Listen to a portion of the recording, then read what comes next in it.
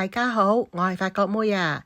今集咧，我哋想講下尋秦記喎，但先講清楚先，我就唔會講啲咩傳聞啊，或者亂估啲劇情嘅，只會講啲官方已經公布咗嘅事實，同埋2001年原劇同而家電影版之間嘅實際分別。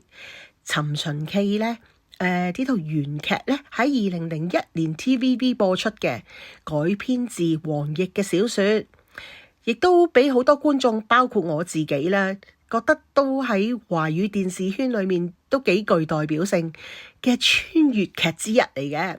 嗱，相隔20年，電影版嘅《尋秦記》已經正式宣布喺2025年12月31號。除夕之夜咧就上映喎，即係一段跨年嘅檔期嚟喎。嗱，今集咧我哋就想傾下3件事嘅。第一，原劇本身點解會咁經典呢？第二，電影版目前都確認咗啲乜嘢呢？同埋第三，原班人馬回歸喎，喺事實層面睇係有咩值得留意嘅呢？如果你喺2001年有追過《尋秦記》嘅話，可以話俾我聽，可以喺留言板度打個有字，或者你係之後補追嘅話，喺留言板打個補字俾我啊！電視劇《尋秦記》咧喺2001年播出，主角嗰陣時就叫古仔，佢飾演嘅角色叫做項少龍。故事咧設定佢係一個現代嘅人物，意外其實都唔係意外，佢係專登穿越翻去戰國時代揾佢 girlfriend 嘅，捲入歷史嘅事件之中。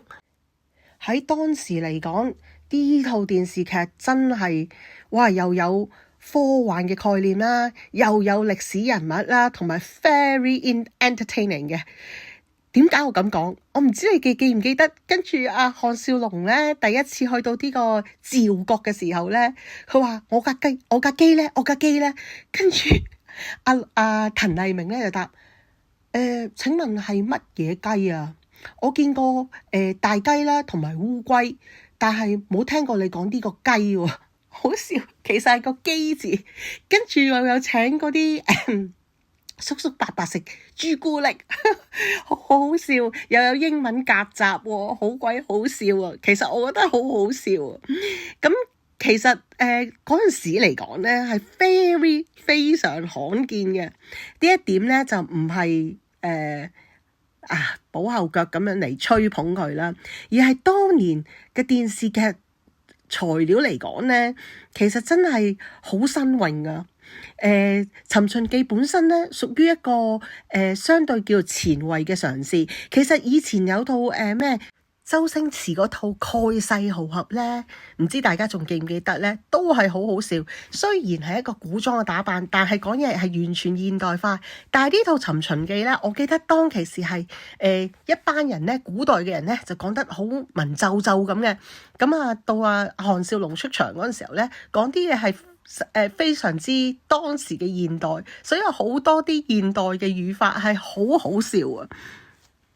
除咗項少龍咧，其實啲角色都幾鮮明嘅，無論係嬴政啦、方婷啦，或者其他角色咧，都好清楚性格嘅設定嘅。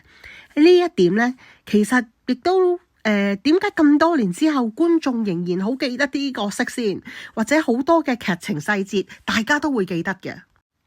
去到電影版呢部分呢，目前呢就確認咗同埋公開嘅資料呢，其實都好清楚。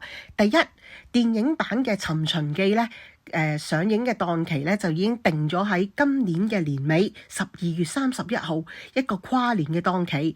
第二，呢一個作品係電影而唔係電視劇，又唔係重拍電視劇喎。所有嘅劇情呢，係咪同2001年一樣呢？就好似唔係啦。咁而家變咗唔係再係古仔，係古老闆都話其實佢哋一早就想20年之後就去拍呢套電影噶啦。咁當其時又有疫情啦，所以延遲到今年先上映嘅。第三，跟住就有電影版主要嘅演員咧都係有古天樂啦、林峰啦、宣萱啦、郭羨妮啦同滕麗明嘅。嗱，呢一點咧就已經官方咧係明確咗公布噶啦。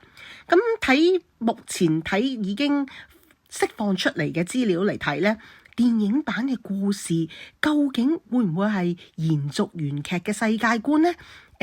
亦應該就唔似係重新由零開始啦。如果單從可見嘅事實去對比啊，有幾個地方可以講嘅。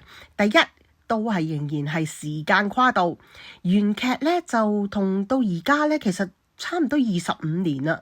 第二，角色嘅狀態，電影中嘅角色咧明顯係經歷咗原劇之後嘅狀態啊，大家都有啲經歷啦，開始個樣係咪？咁呢一點咧，從角色嘅造型同埋定位咧都睇得到嘅。咁你見到有阿古老闆啦，開始有白頭髮啦，咁個造型都其實幾得意，我都好有興趣想知係點樣。呢度要講清楚先啊！我唔係去講好定壞，淨係睇單純呢一個描述咧。其實角色嘅年齡咧，同人生嘅階段咧，已經唔同咗啦。咁我覺得都係一個客觀嘅事實嚟嘅。用原班人馬回歸咧，其實喺宣傳上邊咧都好清晰一個訊息嘅。呢個訊息咧唔需要多解釋，其實就係因為本身套劇嘅角色本身都已經大家都知道係邊個，大家都有一個認知度，所以喺市場溝通學嘅角度嚟睇咧，呢種做法其實就已經即時連結到嘅一班既有嘅觀眾群，即係之前睇過2001年嘅《尋秦記》電視劇咧，一定會知道究竟講乜嘢，究竟邊個係邊個。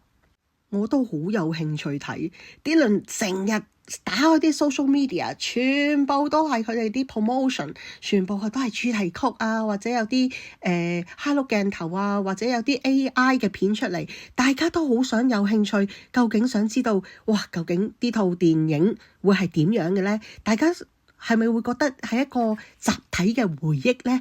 哇，25年喎，究竟電影版又點呢？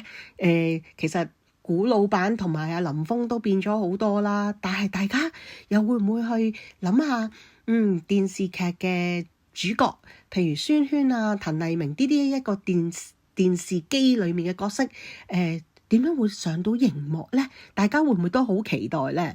其實下一集呢，我就會同大家傾下，究竟而家呢個宣傳方式同以前 TVB 嘅做法有啲咩唔同啦？嗱，大家都知道電視劇同電影當然個宣傳唔同啦。